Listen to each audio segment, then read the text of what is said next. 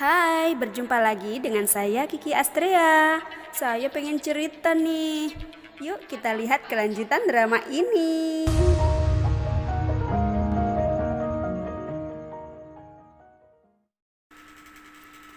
Di masa depan, Han Tae-sul dan Han Tae-san bersama-sama berjuang untuk membuat penelitian dan menemukan investor. Di saat itu, Han Tae-san yang sedang berada di stasiun melihat seseorang tergeletak. Tae-san mendekati orang itu dan ternyata orang itu membawa koper dan foto yang bertuliskan jadwal rencana pembunuhan terhadap Han Tae-sul. Lalu kembali ke masa sekarang, Han Tae-sul dan Kang So-hee bersama-sama menuju gedung tempat diadakannya pesta penyambutan direktur baru Quantum and Time. Tae-sul memberi alat pendengaran untuk menghubungkannya dengan So-hee. So-hee diperintahkannya untuk menemukan Tae-san di sana. So-hee pun masuk ke gedung dengan dandanan cantik dan anggun. Saat masuk ruang pesta, semua orang memandanginya termasuk Sung-bok. Sung-bok lalu bertanya siapakah So-hee karena Sung-bok merasa pernah melihatnya. So-hee pun memohon diri untuk pergi karena dia melihat Tae-san di sana. Di luar gedung, para biro kontrol telah bersiap untuk melakukan penyerangan terhadap So-hee. Saat So-hee mengikuti Tae-san, Sung-bok memerintahkan penjaga untuk mencari So-hee. Lalu Sung-bok naik panggung dan memberi sambutan ucapan terima kasih karena telah dipercaya sebagai direktur di Quantum and Time. Tae-sul melihatnya dari kejauhan. Saat Tae-sul melihat pesta dari atas gedung, dia merasa ada yang sedang berpatroli. Akhirnya Tae-sul masuk ke ruang kerja Pak Tua. Di saat itu So-hee ditarik oleh Tae-san dan menyuruh So-hee untuk pergi dari sana. Akhirnya So-hee berlari keluar gedung, namun dia malah tertembak di kakinya oleh biro kontrol. Para biro kontrol mengepung So-hee, dan So-hee mengingat ucapan polisi Jung agar tidak keluar karena dia bertugas untuk menembak So-hee. So-hee juga ingat kalau Tae-sul memberinya EMP yang harus digunakannya di saat darurat. Akhirnya dia menggunakan EMP lalu mencoba berlari. Namun karena kakinya terluka, dia tidak bisa berlari jauh dan biro kontrol mengepungnya lagi. Namun tiba-tiba seseorang datang dengan mobil lalu menolong So-hee. Di saat di mobil, orang itu bertanya, "Apakah kamu masih ingat aku?" Lalu So-hee pun pingsan. Di saat itu juga, Tae-sul yang berada di ruang kerja Pak Tua yang juga ayah Sojin melihat kontrak kerja yang diambil alih oleh perusahaan Sigma. Pak Tua yang masuk ruangan akhirnya mengetahui kalau Han Tae-sul masih hidup. Tae-sul pun marah pada Pak Tua karena telah menandatangani kontrak yang tidak diketahui Tae-sul. Tae-sul pun mencoba mencekik Pak Tua, namun Sojin tiba-tiba menyuntiknya dengan obat bius di lehernya. Singkat cerita, Tae-sul terbangun dari pingsannya dan berada di rumah sakit.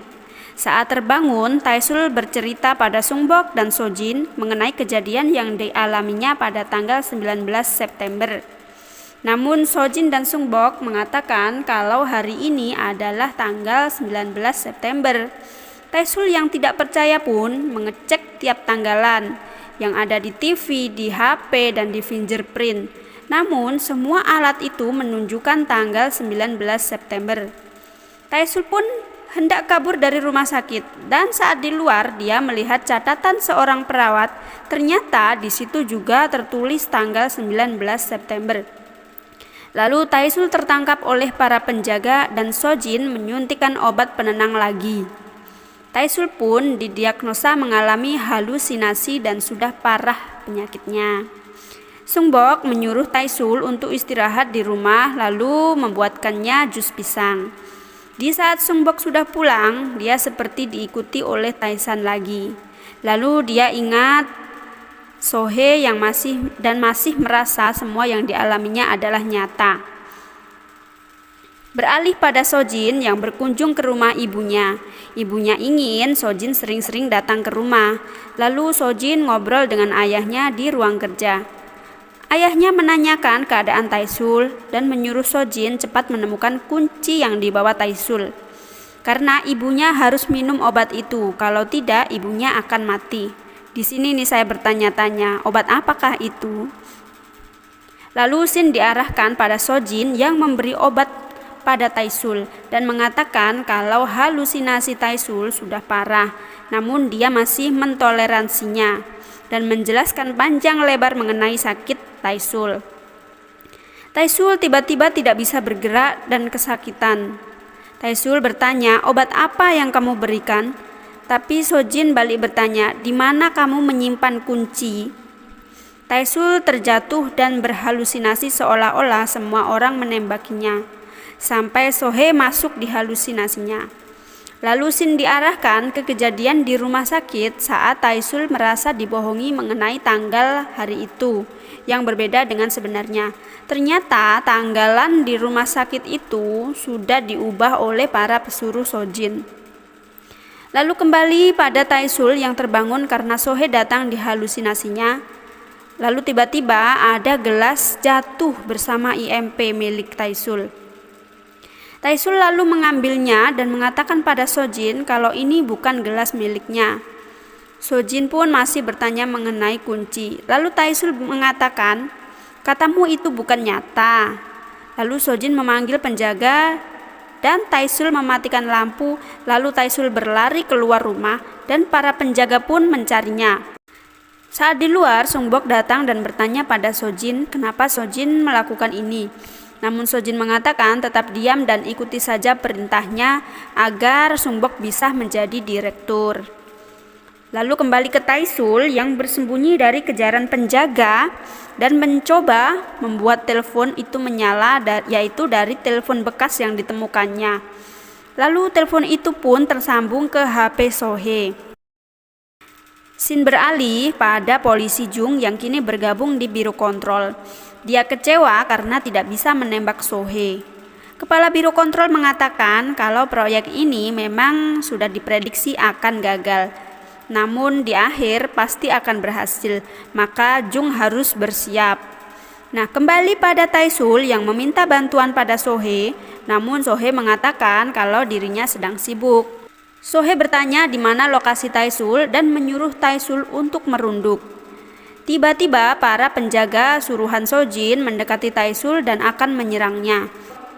Namun Taesul akhirnya merunduk dan para penjaga itu pun tertembak oleh seseorang yang tidak diperlihatkan. Dan Taesul berlari ke sebuah jembatan. Saat di sana, Sohee dengan pistol menghampirinya. Lalu Taesul bertanya, katanya Sohee sibuk. Sohee pun menjawab, bagaimana lagi, katamu hanya aku yang bisa kamu percaya. Lalu mereka pun tersenyum dan berpandangan. Dan ternyata kejadian itu berada di sebuah televisi yang disaksikan oleh seseorang yang belum diperlihatkan wajahnya. Dan di samping orang itu ada Han Tae-san yang tangannya diikat dan mulutnya dibungkam. Orang itu mengatakan, adegan ini yang paling kusukai, romantis sekali. Bukankah begitu Han Tae-san? Dan drama pun bersambung. Terima kasih sudah menyaksikan video dari saya. Jangan lupa klik tombol subscribe dan loncengnya ya agar kamu bisa mengetahui kelanjutan drama ini. Terima kasih. Assalamualaikum.